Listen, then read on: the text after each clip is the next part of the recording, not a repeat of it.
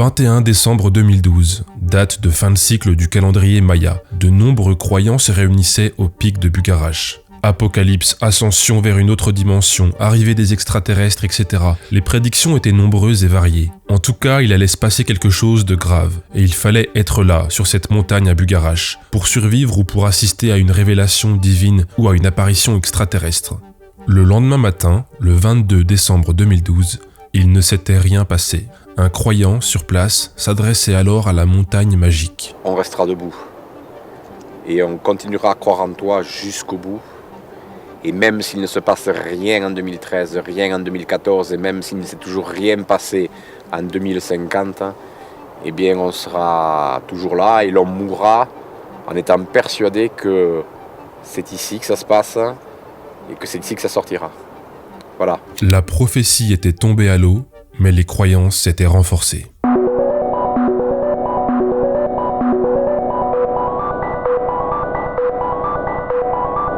Bon, cette vidéo est, je pense, la dernière que je consacrerai au mouvement QAnon. Si vous n'avez pas vu mes 2 précédentes vidéos sur le sujet, arrêtez celle-ci et allez les voir tout de suite. Parce que je ne vais pas réexpliquer à nouveau tous les fondements de ce mouvement. Donc, allez-y.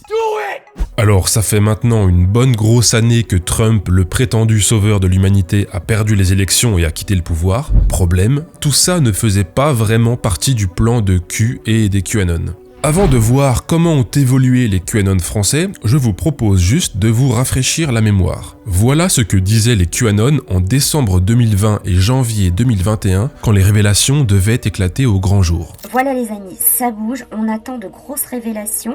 Tout est prévu d'avance par l'Alliance. Les amis, on a les signaux, c'est en train de se faire. Les arrestations sont en train de se faire pendant qu'on parle. Les inculpations, elles sont déjà lancées. Et oui, glou glou glou glou glou, le DS est en train de couler. Les amis, préparez-vous, la tempête est là. Ils vont tomber cette année. Que fait l'armée? L'armée fait des arrestations. Ça craque de partout. Ça craque de partout avec des explosifs, des boum boum boum et machin et trucs. Donc voilà, on vous dit ça arrive. On vous dit ça arrive, vraiment. Ayez confiance, ayez foi. Ayez confiance, ayez foi. Marie-Christine, est-ce que ça va bientôt exploser? Écoutez, je pense qu'on arrive au bout là. Il faudra avoir la force de tenir le coup parce que on arrive au bout. Vraiment, on arrive au bout. Mais rassurez-vous, Q est derrière tout ça et la liberté de la planète, la libération de la planète est pour très bientôt. C'est imminent, ça arrive, on y est. Les révélations sont là. Voilà ce que disaient les QAnon l'année dernière, en janvier 2021. Ah, on me signale dans mon oreillette, ouais, j'ai une oreillette, un plot twist incroyable. En réalité, ce que vous venez de voir, c'est ce que les QAnon disent aujourd'hui, là, maintenant, plus d'1 an après la défaite de Trump aux élections présidentielles. Ah ouais, d'accord. C'est troublant, hein? Toutes leurs prophéties sont tombées à l'eau, mais leur discours reste intact. C'est ce qu'on appelle le calme avant la tempête. Oui, je sais, on dit, ouais, tu dis toujours la même chose. On y est. Si t'as pas compris qu'on y est, t'as rien compris. Et je peux rien pour toi, on peut rien pour toi. Il ne s'est rien passé, d'accord, mais tout est en train de se passer. Encore une fois. Il semblerait que ça y est en fait, ça commence. Alors il y a beaucoup qui disent ouais mais ça fait maintenant 2 ans que vous dites la tempête arrive. On va dire que c'est une annonce météo, tu vois. Ça arrive, donc si on dit lundi et ça vient mardi, bon bah ça vient mardi. Ouais bon là c'est plus une question de jours les gars, ça commence à se compter en années le retard des révélations.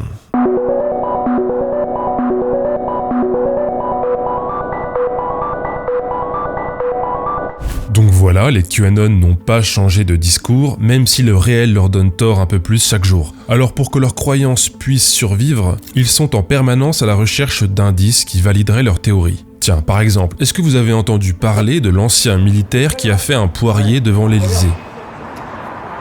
Non, monsieur, s'il vous plaît, monsieur, non, prends pas de photo, là. Prends pas de photo. Non, monsieur, allez, vous êtes pas n'importe où ici, là.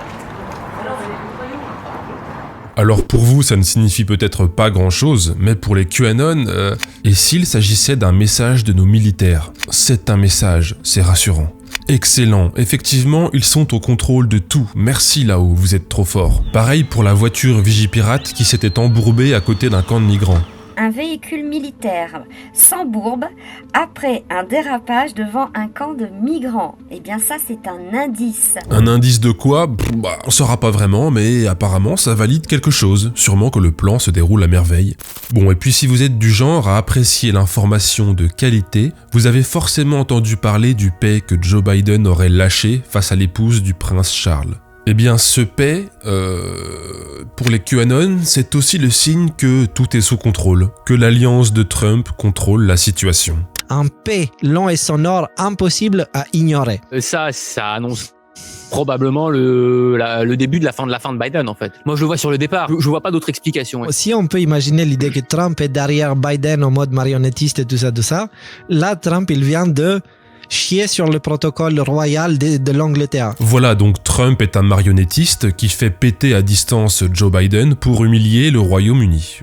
C'est une hypothèse, hein. Les QAnon sont donc en quête d'indices qui valideraient leur théorie. Et ils se sont fabriqués un nouvel outil pour ça, les postes Delta. Et les postes Delta, vous savez, ce sont des postes que le contenu se produit 1 an, 2 ans, 3 ans plus tard à la même date. Par exemple, un message qui a été posté le 18 janvier 2018 peut, le 18 janvier 2018, avoir aucun sens dans le contexte du 18 janvier 2018.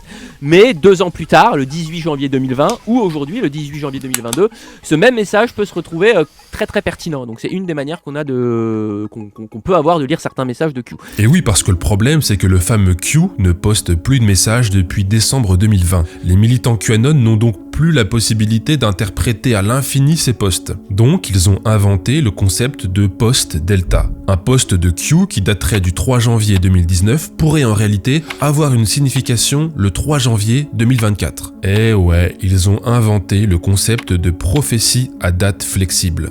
Delta de aujourd'hui, donc 22 décembre 2019, donc c'est un delta de 2 ans, qui nous dit quelque chose de gros et gras, arrive.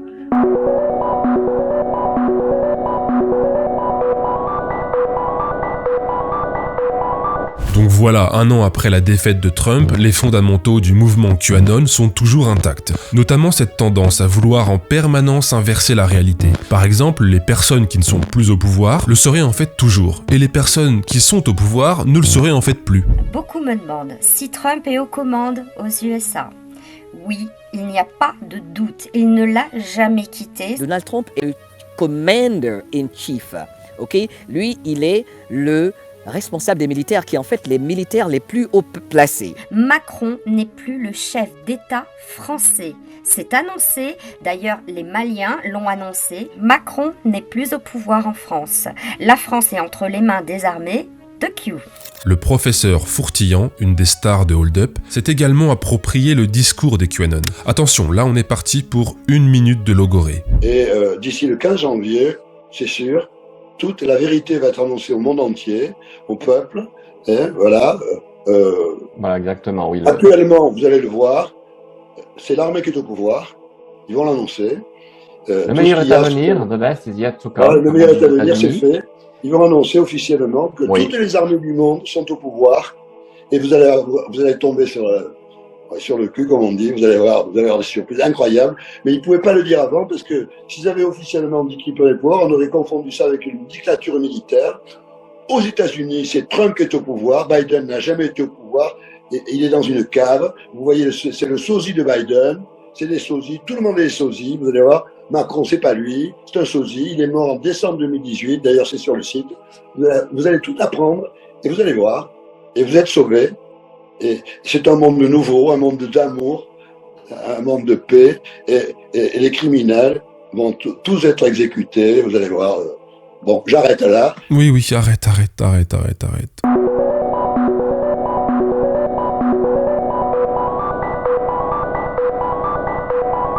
La paranoïa est une des caractéristiques fortes du mouvement QAnon. Mais plus le temps passe, et plus cette paranoïa s'exprime aussi en interne. Des influenceurs QAnon en accusent d'autres de faire partie de l'état profond. Le public QAnon accuse tel ou tel leader d'être un agent double, etc. On a par exemple Magali Robin qui accuse Silvano Trotta. Le DS a infiltré ce mouvement, sous toutes ses formes.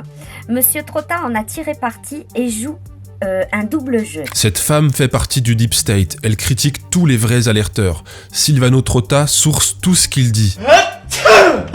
Renseigne-toi, les décodeurs sont financés par la DGSE. Les QAnon français sont donc assez divisés. Il y a une multitude de petites niches, de communautés à l'intérieur de la communauté, mais ils ont aussi de quoi se rassembler. Principalement, une grosse raison de se rassembler. Et c'est aussi ce qui peut expliquer qu'il n'ait pas disparu après la chute de Trump. C'est le Covid et la crise sanitaire.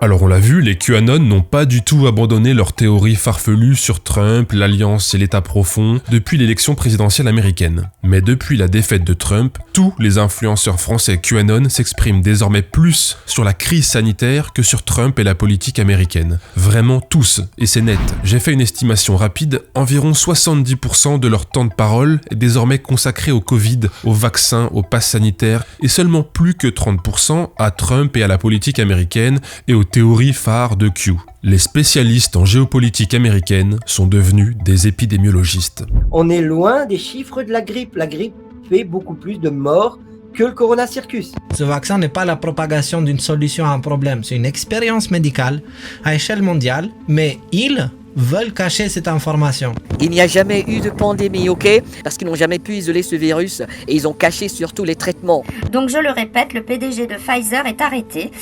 Et oui, les amis, ça pique fort. Ils nous ont empêchés de développer une immunité naturelle. Ils nous ont empêchés, ils nous ont confinés pour qu'on se passe le virus. Puis après l'été, ils nous ont imposé des masques et imposé la distanciation pour empêcher qu'on développe une immunité naturelle. Tout dans cette crise-là est criminel de A à Z. Voilà. Alexis, est-ce que tu écoutes ce que tu dis, Alexis? Alexis Cossette-Trudel, c'est souvent le leader QAnon qu'on me présente comme étant le plus sérieux, le plus rigoureux dans ses analyses. Ils nous ont empêchés de développer une immunité naturelle. Ils nous ont empêchés, ils nous ont confinés pour qu'on se passe le virus. Alexis, ces deux affirmations sont contradictoires. Est-ce que tu vois où je veux en venir, Alexis?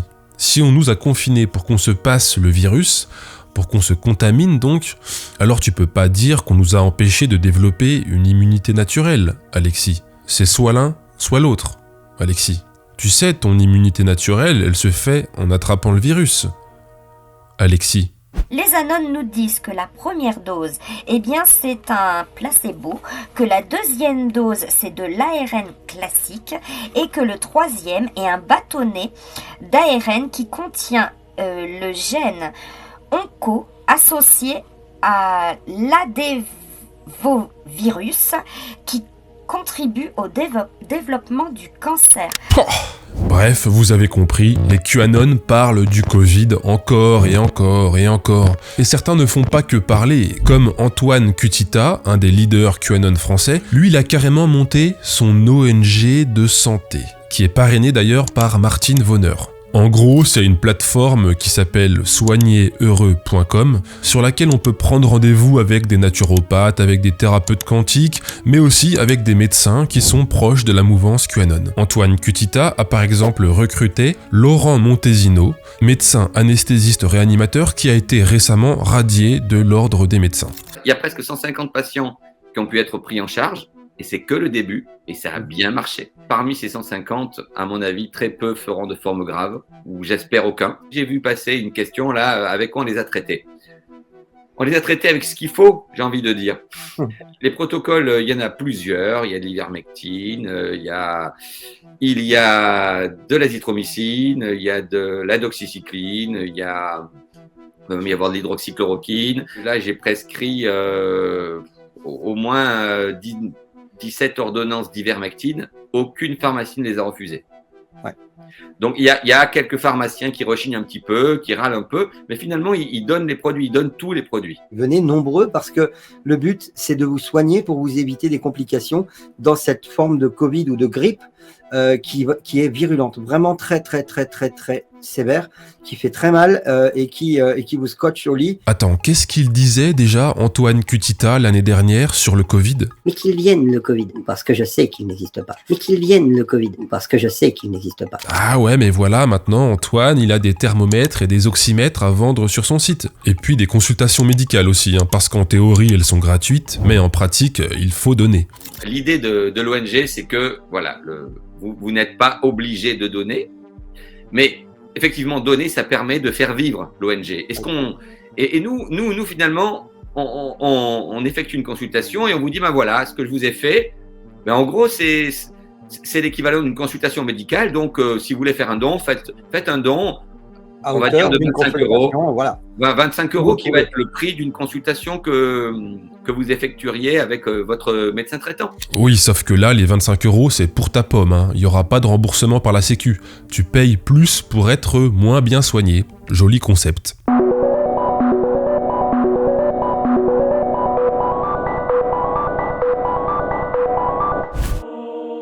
Mon père, nous y sommes. Ta volonté est en train d'être faite. La justice arrive. Ton nom est en train d'être sanctifié de plus en plus. Mon père, je te demande la protection pour toute la famille des décodeurs, mais aussi toute la famille des choisis et des élus dans ce monde. Ceux qui entreront dans le nouveau monde et qui pourront le construire. Voilà, donc ça, c'est une fin de live des décodeurs, qui font partie des leaders QAnon français. Et maintenant, ils terminent leur live en prière. Je pense que ça résume un peu le sujet. Les QAnon bâtissent une religion, et peu importe le réel, ils ont la foi. Et voilà, c'était ma 3e et je pense dernière vidéo sur le sujet des QAnon. Si vous voulez en savoir plus sur l'évolution du mouvement aux États-Unis, je vous invite à suivre le très bon travail du débunker des étoiles qui en parle régulièrement. Lui, il a un très bon niveau d'anglais, alors que moi, do you think that Giroud is the best French player? Yes, he's a Giroud. Merci beaucoup aux tipeurs qui m'aident à poursuivre cette aventure. Si vous voulez soutenir la chaîne, ça se passe sur Tipeee ou Utip. C'était G1000g, à très vite.